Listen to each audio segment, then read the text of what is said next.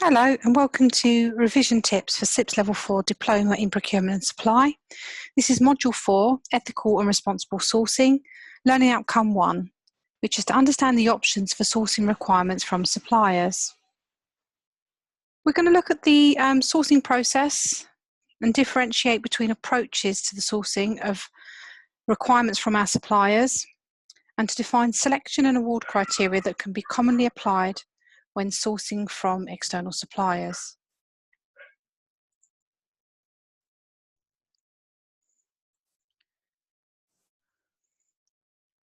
So sourcing is defined as the process of identifying, selecting and developing suppliers. And it's a key part of our procurement cycle because it involves establishing, evaluating and engaging with suppliers to achieve the best value for money when purchasing goods and services. As we'll discuss later, sourcing can also involve deciding whether it is to make the item yourself or buy it from an external supplier. But there's a couple of notes to point about the definitions on the screen. While one may use a phrase developing and one engaging, they both imply some form of relationship with the supplier once it's been selected. And the CIPS definition refers to value for money. The cost associated with all forms of sourcing include the professional procurement person's wages, the resources such as computers and telephones, training, development of policies and procedures, and time. So what is best value for money?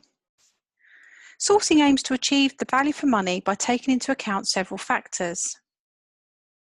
And typical factors represent value for money include the price, delivery, quality, ethics, sustainability, and availability.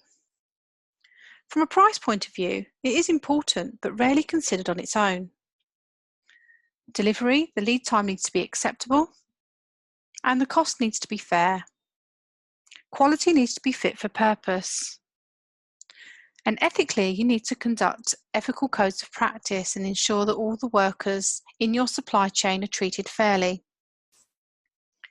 Sustainability, suppliers should be able to be sustainable in their own existence as well as promoting sustainable environment. And from an availability point of view, the product needs to be available at a competitive price. Now just imagine the following scenarios. Your organisation prides itself on being ethical, being a good corporate citizen, and this is important to a number of your customers. And while price is important, the organisation is happy to pay suppliers a little bit more in order not to compromise its ethical credentials. Or what about your organisation who assembles component parts for a car manufacturer and your margins are small, just enough to survive? So the screen shows you the factors that are typical value, which typically represents value when sourcing. But as the two scenarios have shown us, some may be more important than others depending on your organisation and what's important to you. Now, Lyson and Farringdon point out that strategic sourcing is a complicated process involving a number of interrelated tasks and that it cannot be managed by procurement alone. And depending on the nature of the organisation's departments, they could be people like design, finance, manufacturing, quality, or even health and safety that need to be involved. But sourcing is carried out at two levels, tactical and strategic. The tactical sourcing is your everyday, non-critical, low-risk, short-term items. Whereas strategic sourcing are things that are critical to your organisation's long-term success. They're usually high value and high risk. You need to ensure that these strategic sourcing items and services align to your strategy. And 20 years ago, Peter Kraujek developed the procurement positioning matrix, suggesting that an organisation's approach to sourcing really should depend on the interrelationship between two factors: the importance or cost and the impact to the business, as well as complexity and risks of the supply market. And Kraujek divided sourcing into four categories: leverage, critical, routine or bottleneck. Routine is sometimes known as non-critical. And this matrix is used to identify the category where a need is situated by considering the impact it has on your profit, as well as the risk that it poses to your organisation. Now, a different relationship should be used for the suppliers in each of these 4 quadrants. So for non-critical or routine, this is an arm's length relationship. Leverage is a sort of relationship is transactional. Strategic needs to be a collaborative relationship, and a bottleneck would be a closer tactical. And these categories indicate how much cost should be spent on the need and the procurement style that should be used. Tactical procurement style could be used with everyday category except for strategic. Now, Novak and Simco were 2 of the first to devise a sourcing process. Although originally a 4-step model, you'll see now that it includes 11 steps. Purchase types could refer to how you would categorise the purchase according to the Krautjet matrix, or to the categories such as new buy, modified rebuy, or a straight rebuy, all of which we'll look at on the following slide. But this 11-stage sourcing process says it starts with identifying a need and it ends when you're evaluating the supplier performance, so the outcomes. But in between, you need to define the user requirements by pulling together a specification, decide whether to make or buy, identify the purchase type, carry out your market analysis, and identify your potential suppliers. Then take them through a pre-screening or a PQQ to create a shortlist, evaluate those suppliers, and then select them. The service or product will then be delivered, and then you can evaluate their performance. So these different types of buys, as we call them, a straight rebuy is goods or services that have been bought before, they're low value, low risk, and a routine purchase. A modified rebuy would be like a straight rebuy, but there may be some changes, such as a need to cut cost or an opportunity for volume discounts, or a need to meet a new regulation. And the complete new buy is something that's completely new, a new business opportunity or a new project, or a complete change to legislation or new technology. So straight rebuys will require minimal effort because the goods and services have been bought before. They're likely to be call-offs from a current contract or a framework agreement, including raw materials, maintenance, repairs and operations, or items like stationery. But there may become a point where the organisation has to consider what was a straight rebuy in more detail. So, for example, there might be a pressure to cut cost, and the existing supplier has increased their prices, or new cheaper competitors have come on the market. If buying more from one particular supplier provides the opportunity to negotiate a volume discount, it's possible to gain better value for money. But have the regulations changed? Have customer specifications changed?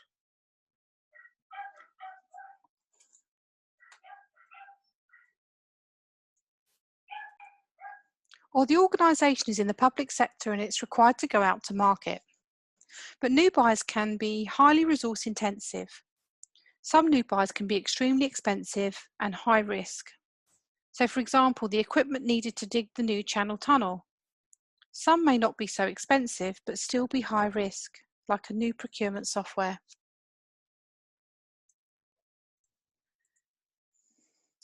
So the CIPS model on this slide is another generic procurement process comprising all the sort of activities that typically take place, from identifying the need and understanding the need, through to asset management and end of life if you're buying an asset. And also here you're reflecting on any lessons learned so that our colleagues can benefit from our experience. Now, the procurement process is essentially a linear model of what may take place in the course of a process. But this diagram shows you that it's possible to view the activity as a continuous cycle because there's further needs that constantly emerge requiring ongoing repetition of this process. In practice, not every procurement is going to follow every stage. This is a generic process. So if a procurement is a straight rebuy, items that have been sourced already from a supplier, it's not going to be necessary to go through establishing a specification or even surveying the market. If it's a modified rebuy, in that some of the requirements have changed, it may be necessary to re-specify the need or renegotiate the contract, but the same supplier may still be used. But new buys are more likely to conform to the full process. Lyson and Farrington go on to say that central to outsourcing are make-buy decisions and partnerships between purchasers and suppliers, and that as outsourcing relationships are often unequal, it's sometimes suggested that these arrangements should be termed co-sourcing. So we're really talking about moving a function or an activity that was done within an organisation to an external provider. And that's the Lyson and Farrington definition you can see. It's outsourcing, contracting to an external supplier to manage or run a function that was previously handled in-house. And it's a management strategy by which major non-core functions are transferred to specialist, efficient external partners. I mean, I always say outsourcing should be done if the external provider can do it better and cheaper than you. Now, understanding the levels of competition in a market can help inform the make-buy decision. Porter's 5 forces has shown competition can be examined within the marketplace. Now, Porter identified 5 forces that act together to determine the nature of competition within any industry. And if a new entrant moves into an industry, they will gain market share and rivalry will intensify. The position of the existing firm is stronger if the barriers to entering the market are high. But if they're low, then the threat of new entrants will be high and vice versa. If supplier has bargaining power, they will exercise that power and sell their products at a high price and squeeze the industry profits. But powerful buyers are able to exert pressure to drive prices down or increase the required quality for the same price, and therefore reducing profits in the industry. A substitute product can be regarded as something that meets the same need. The substitute products satisfy the same buyer, and if there are many credible substitutes to a firm's product, it will limit the price they can charge. So let's now look at what factors are taken into account when deciding the best option for an organisation, the make-buy decision. So there are factors that support it and factors that don't, factors that require you to do it yourself or to buy it in. So if we look at the make doing yourself, there is an opportunity to extract the value from otherwise idle capacity and resources within your business. Lead time reduction because you're not waiting for a supplier. The cost of the work is known in advance, and you can control the production quality and protect any confidentiality or intellectual property. You reduce the risk of supplier failure and you can maintain your stable workforce. But the factors that support buying it in from an external provider is that the quantities required are too small for it to be economic for you to produce it yourself. You don't need then to outlay the machinery or the labour. You don't need to hold the inventory.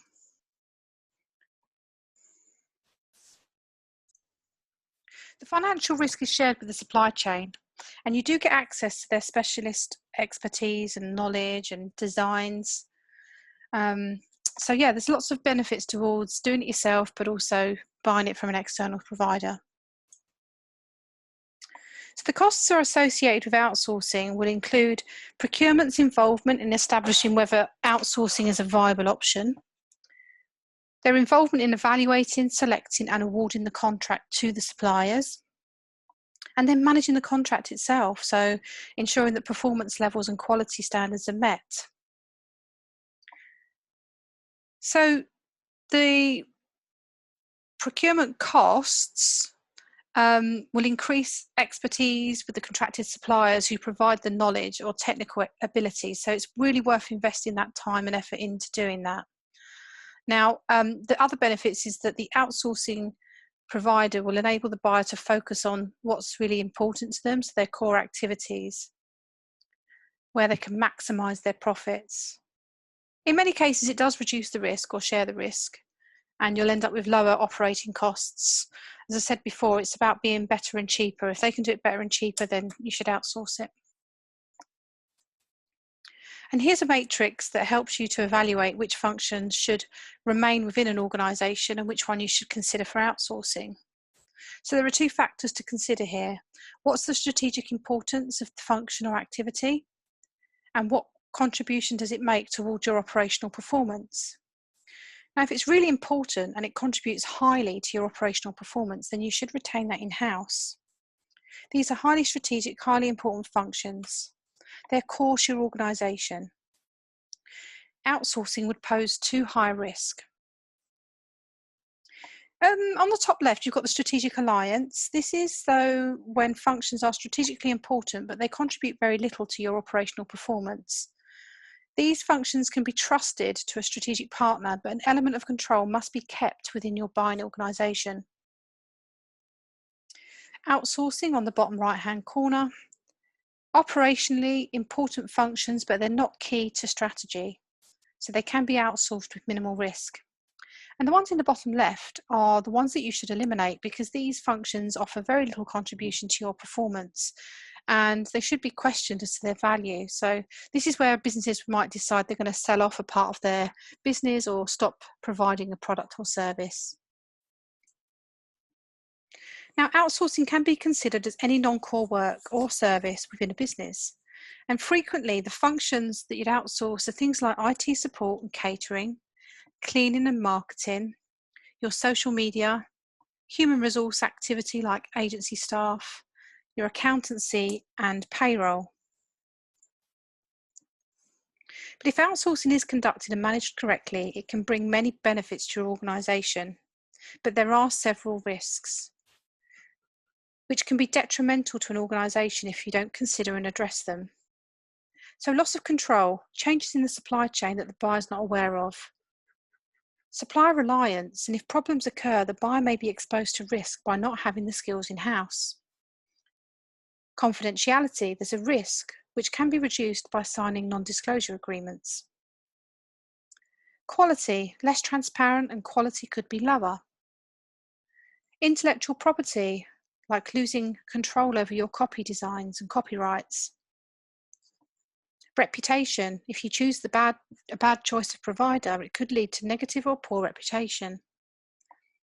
Loss of expertise, employees could be made redundant, you lose your expertise, and it could then be a very inflexible arrangement. You may even find you get cultural differences, different time zones and languages. And finally, the 2P risks, where you need to protect your employees. 2P stands for transfer of undertakings for the protection of employees. It's important that potential suppliers won't be the weak link in the supply chain. A list of potential suppliers can be drawn up in a number of ways. So, for example, CIPS say an early process with procurement helps you find out if a potential supplier is meeting the buying organisation's criteria on things like capability, capacity, and financial stability. So you're referring to previous knowledge, recommendations, internet search, market publications, or trade shows. And all these are ways of gaining information about an organisation that could be a potential supplier. But Lyson and Farrington note that the pre-qualification process is harsh and repetitive across the public sector. In some sectors, it's written within the European Union that it's a legal requirement to advertise contract opportunities on a suitable website. If you think back to the definition of a pre-qualification, it's important that the PQQ asks suppliers questions that enable it to be established if potential suppliers have the capabilities to meet your requirements, and that they have the capacity to do so, and that they're financially stable. Carter's 10Cs model can help us with this. So here is the well-known Carter's 10Cs list of criteria that you can use for successful supplier selection.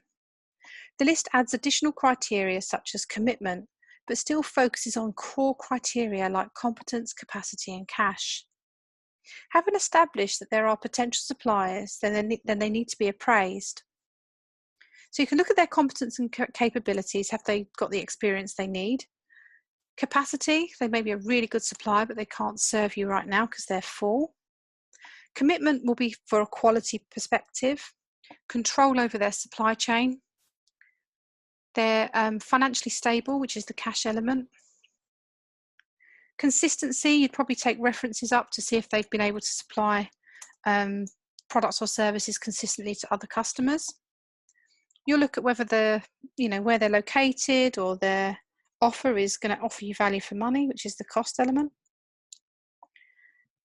Compatibility, do you have the same cultures? Compliance looks at the environmental criteria, so compliance with ISO 14001 or having an EMS system. And communication looks at how easy it will be to trade with them. Do you share the same computer systems? Are you on the same time zones? Do you have the same language? Now, the performance of suppliers is integral to the success of the organisation that they supply. So it requires some ongoing management. Now, supplier performance can be monitored by implementing KPIs and SLAs into the contract. KPIs can be qualitative or quantitative. But in order for a KPI to be effective and generate measurable data, they need to be SMART. That is specific, measurable, achievable, relevant, and time-bound. Okay, let's have a look at some of the different definitions between single, sole sourcing, multi-sourcing, dual sourcing. So single or sole sourcing is where one supplier is contracted to the buying organisation to supply all of the items that you need. It's used in the following situations: because it suits the buyer, if there's a monopoly supplier, so only one supplier can be chosen, that's where you don't have a choice, that's sole provider or sole sourcing. You might do it to achieve an economy of scale or a saving. And if one supplier offers outstanding value for money against the competition. Now, the advantages to this is you can maximise your leverage by giving all of your volumes to one supplier. You can build a really good relationship with them, high trust and confidentiality, which will enable you to develop innovation and new products, as well as getting economic savings. But the downside, of course, is that you've put all your eggs in one basket and you've got the risk of failure. The price may be inflated if there's no competition, especially in a monopoly situation, restricting your options and providing that you're over-reliant on a supplier. So the dual or multi-sourcing, well, dual sourcing is two suppliers that are supplying the same need, and that will be used to manage risk primarily, so that you're not reliant on one supplier, and if that product or service is critical. Multi-sourcing is where many suppliers are responsible to the buying organisation for the item that you need. And this is used in situations where supplier competition is vast, where the supplier relationship is not critical, and to guarantee consistent supply. But a transactional relationship will be used here. But each possible approach is linked to a chosen procurement strategy for the item or service it relates to. Now, dual and multiple sourcing has many advantages, such as the ability to drive cost and switch suppliers easily, lowering your risk of failure with a wider knowledge of expertise. But the downside is it is transactional, you've got no supplier loyalty, and you can't get economies of scale and commitment.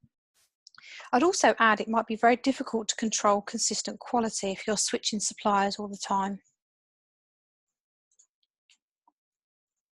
So now let's look at tendering. So the process of issuing a tender is much more formal than issuing a request for quote. And tenders are frequently thought, but not always, used for service requirements. In most countries, the public sector conducts a vast amount of their contracting needs by using invitations to tender. There are three main approaches to tendering: an open tender, which is widely advertised; Any supplier that sees the advert can submit a bid. All bids received by the deadline must be reviewed, so you could get inundated. But the bid that provides the best value for money will be offered the contract. Restricted tendering is where, again, you advertise it widely to interested suppliers, and they'll respond with something called an expression of interest. Those that express an interest need to complete a pre-qualification questionnaire just to see if they're meeting the required standard, very much like the Carter's 10Cs approach. And only the suppliers that get through the pre-qualification are invited to submit a tender. You've got negotiated tendering, which is similar to the restricted approach. Procurement advertise the opportunity, invite expressions of interest, but the difference is that negotiated tendering can be between 1 and 3 suppliers. This supplier may have been chosen because of a previous relationship with the supplier, their skills and expertise, or it involves amending or expanding on an existing contract. It can be used to reduce cost, reduce the duration of the tendering process, but allowing suppliers to get involved in the design stage. But it is difficult to reach an agreement sometimes that can be considered fair to both parties due to lack of competition. And it also has a risk where buyers get complacent, reusing the same supplier time and time again. Now, what you can see on the screen is the process you would go through. First, you need to plan your tender, then you initiate it by advertising it, go through the actual process to award it, then you put in place the contracts and you implement.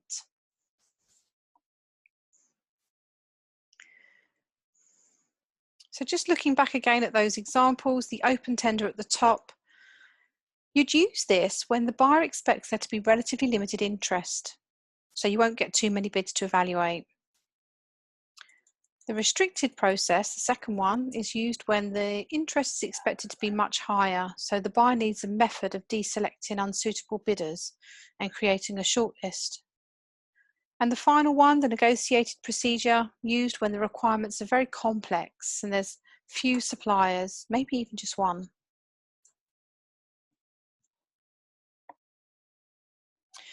But how do we define negotiation? There is no one recognised definition of negotiation. It's widely recognised that negotiating is a process involving at least 2 parties, and it requires compromise. But there's a specific purpose to negotiate, mostly to reach an agreement. The Thomas-Kilmann model is generally used to represent a person's preferred style in a conflict situation, and it's based on 30-question questionnaire. Most people score in something in all of these 5, demonstrating that most people can adapt their behaviour even in a conflict situation. But higher scores indicate there's a person has a natural preference to operate. But CIPS use this approach to describe negotiating styles.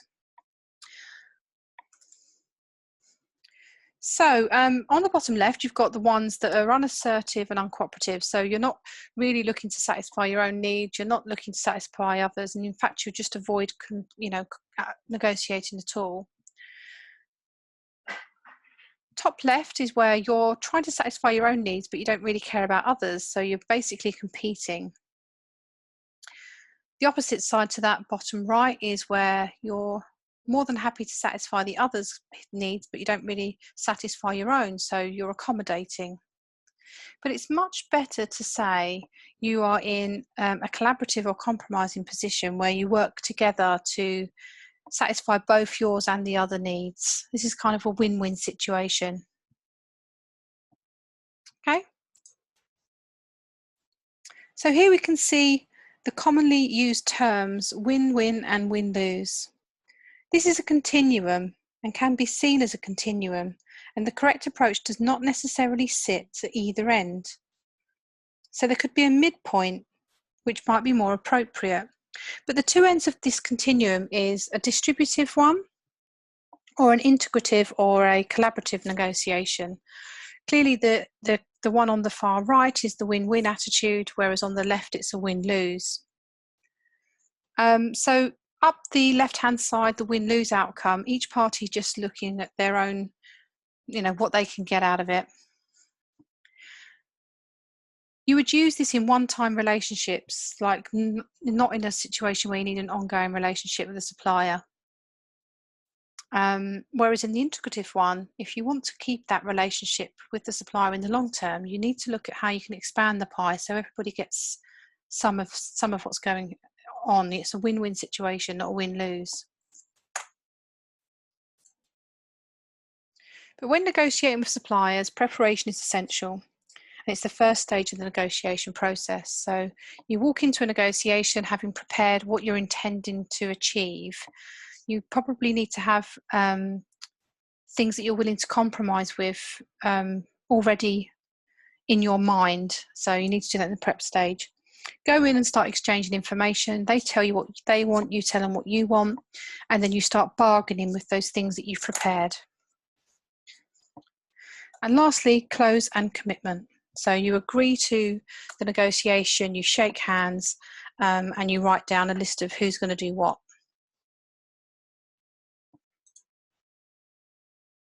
Okay, intracompany trading is summarised as organisations doing business for themselves or with themselves. So for example, different departments in different locations or even different businesses, but they're owned by the same trading company. Now, CIPS gives the example of procurement services being sold to other departments, which links to the concept of centralised procurement, where a central procurement procures for the whole organisation.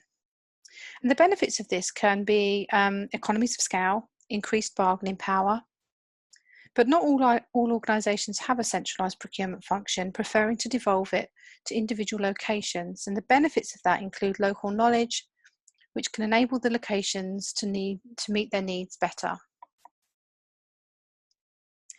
But transfer pricing is something that you would use in intracompany trading. And it refers to the price of one part of the organisation that receives for the goods or services they provide to another. So the price of centralised procurement would charge the operations to their other services. Transfer pricing is not illegal, but transfer mispricing is.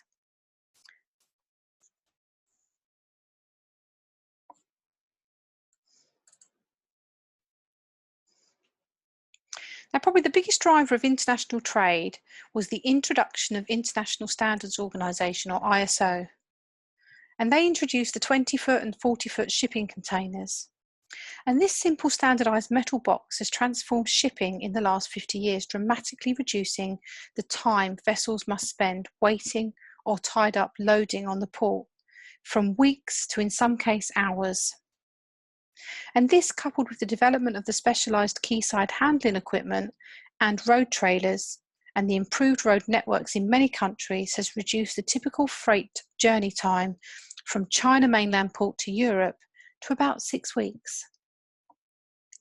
Now, along with this, the improvements in IT and the slowly but ready reduction in trade barriers via structures such as the GATT, which is General Agreement for Trade and Tariffs, or WTO, World Trade Organization, and the World Bank, has further advanced international trade and harmonised the technical standards via the ISO. And this has reduced the time that goods spend in inspection, administration, prior to obtaining customs clearance. But finally, the industrialisation of many developing nations has provided low-cost production facilities, coupled with services provided by shipping and sourcing organisations, who provide compliance and inspection services in countries of production, which have provided supply chain efficiencies. So all of these are the international sourcing drivers.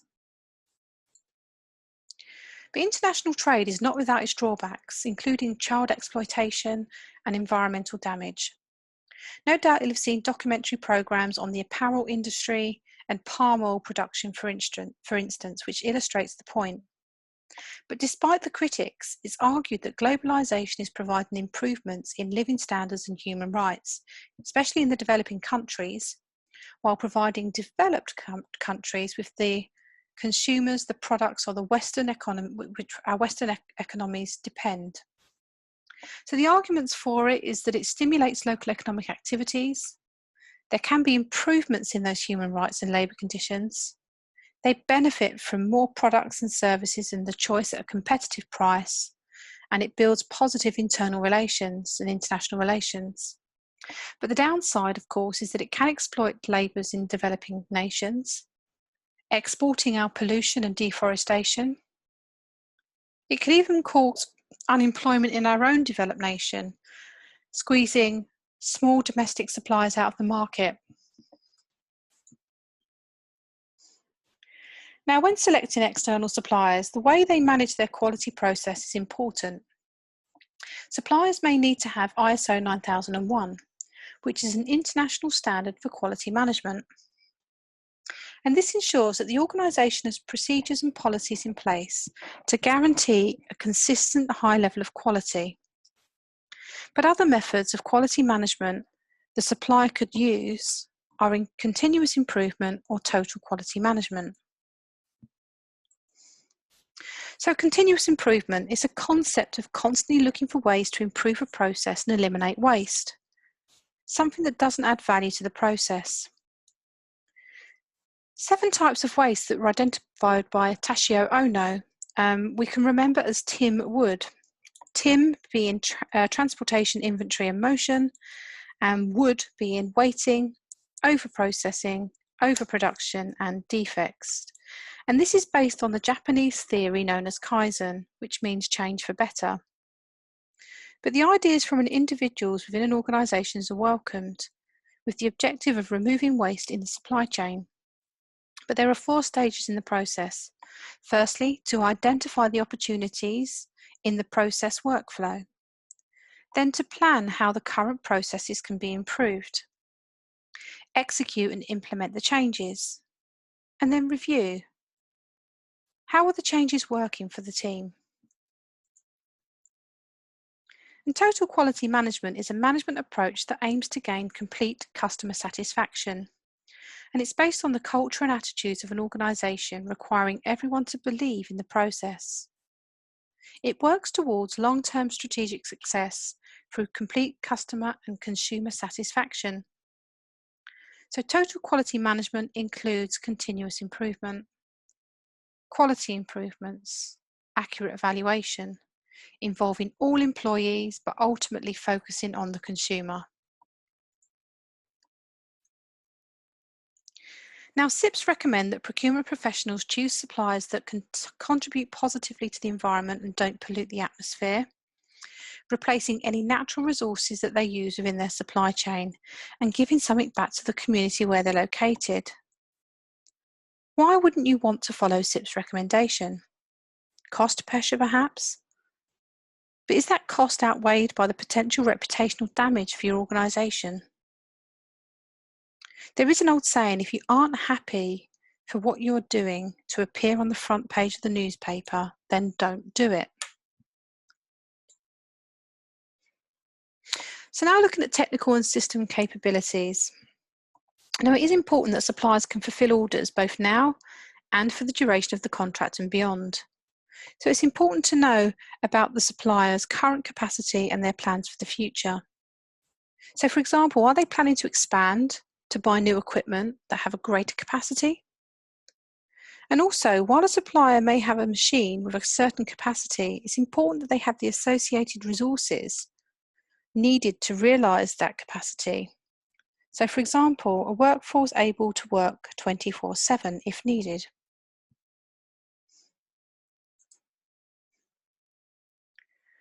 Now, insurance is commonly used, and it's a way of protecting ourselves against potential risks. Just think about our own lives. We have insurance on our cars, our houses, our holidays. But the reason we insure things is so that if things were to go wrong, we were covered. And we can go to our insurance company and they will protect us. So for example, they will cover the cost of damage to your car. They will replace stolen goods in your house. They will refund the money you've spent on a holiday in certain circumstances. It's just the same in business, and both suppliers and buyers taking out insurance helps to mitigate risks. So it's important for the buyer to know what the supplier has in terms of the relevant insurances in place. Now, from a finance point of view, some organisations like PLCs in the UK are required legally to prepare and publish annual reports and accounts that include key information about their finances. Now, from those reports and accounts, a number of key financial ratios can be calculated that give a good insight into the financial health of an organisation.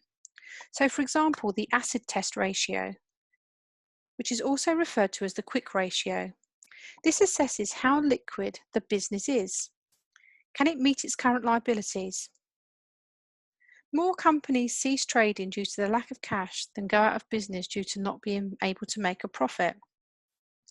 And credit reports can be bought from organisations like Dun & Bradstreet, whose websites provide a wealth of information into the types of reports they can provide.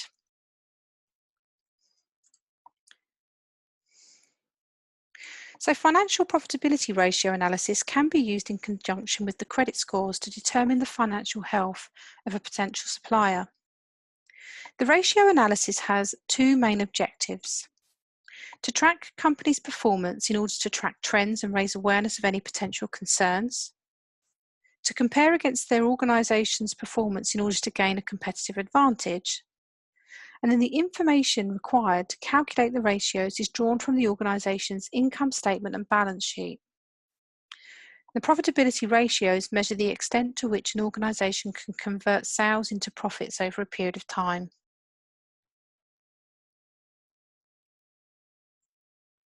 So these are the documents that you're likely to see in a financial appraisal. So the statement of their income, which is often known as the profit and loss statement, it summarises any income earned and the expenditure over a period of time. A cash flow forecast is a document that shows the sources of cash that are coming into an organisation and how they intend to spend it.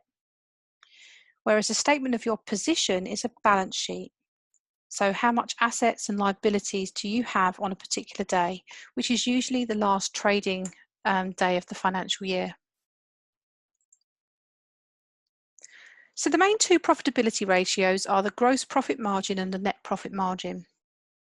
Gross profit margin is calculated by dividing gross profit by sales, revenue, and then multiplying it by 100. The net profit is calculated by looking at net profit, dividing that by the sales revenue and multiplying it by 100. So basically the difference between the two is that the gross profit doesn't include any overheads, whereas the net profit does. Gross profit simply takes out the cost of sales. But you've got the earnings before interest, tax, depreciation and amortization. You've got return on assets, return on equity and return on capital. And you can see here, where it should be ideally. So gross profit should ideally be more than 20%, net profit should ideally be more than 15%, and return on assets more than 5%, return on equity more than 15%. And what they're doing is demonstrating an ability to firstly convert sales into profits at the top, or to generate money for their shareholders at the bottom. So now on to liquidity ratios. Now, liquidity ratios calculate if an organisation has sufficient current and short-term assets to meet its current or short-term debts or liabilities. So it's calculated by dividing the total current assets by the current liabilities. So do you own more than you owe? Now the ratio is more like, a ratio more than 1 to 1 is desired. I mean, ideally it should be 1 to 2. Because it means the business has more assets than its liabilities, so it owns more than it owes. The acid test one, though, looks at the current liabilities, but it's a little bit more conservative. It's the same calculation as the current ratio, but it excludes the value of any inventory you're holding, so the stock. And the reason for that is that's likely to move in and out of the business much quicker. And then finally, gearing and return on investment. Gearing is the proportion of an organisation's long-term borrowing against its equity. So it's calculated by dividing long-term debt by shareholders' equity. And high gearing means a lot of long-term debt, which may present a risk, especially when interest rates are rising. Return on investment is used to measure the performance of the business in terms of its profit generated, and it's relative to the amount of money that is invested in the business. So you calculate it by dividing net income by total assets, and the ROI ratio should be as high as possible. Now, moving on to the award criteria, CIPS suggests the following: price, some technical merit, added value, or systems and resources. So for price, remember there's more to price than the item paid. So you might need to think about life cycle costs, which include your acquisition costs, your tooling, insurance, operating maintenance, so on and so forth. Technical merit, we'll look at the buyer and supplier's IT systems just to see if they're compatible. Added value solutions will look at how innovative the supplier's proposal is. What's the relationship like with them? How committed are they to things like corporate social responsibility? What policies do they have in place, and what reputation do they have in the industry? And systems and resources look at IT compatibility. But are the systems and resources appropriate? Some or all of the above may be important, but also you might want to weight criteria saying that price is more important than the others, so you can give it a much higher percentage. So just reminding you about the total life costs, this is where you wouldn't just think about the purchase price, but all the other associated costs that come along the way. So if you're taking a vehicle, there's the cost of the acquisition and the insurance, the operating maintenance, the storage, even the disposal of the product or the asset at the very end of its life.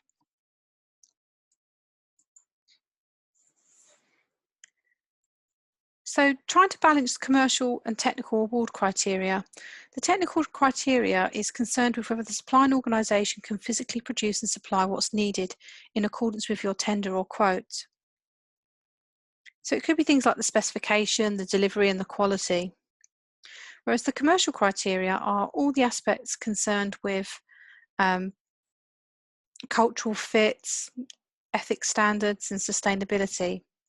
But both sets of criteria need to be balanced in order to enable a procurement professional to make an informed decision that offers the most suitable long-term solution. And tools such as a weighted scorecard and evaluation matrices can be used to balance the award criteria. A weighted evaluation matrix is used to give more weight, and that is more important to certain elements of a quote. And it also allows a fair evaluation of all suppliers. And that's the end of Learning Outcome 1. Thank you for watching.